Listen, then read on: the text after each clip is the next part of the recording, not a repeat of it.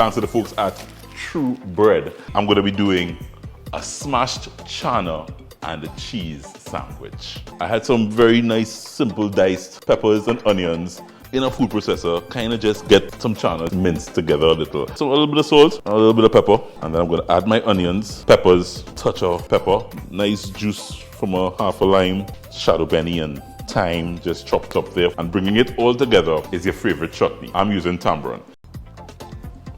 I know it's time to put together my sandwiches with my True Bread. Lovely toasted True Bread. Once you have this mixture, a nice heaping layer, some simple cheddar cheese, and just for a little touch of creaminess, if you have some avocado, 2 layers of avocado there. Lovely layers of CHANNA, cheese, and avocado. Let's take a bite.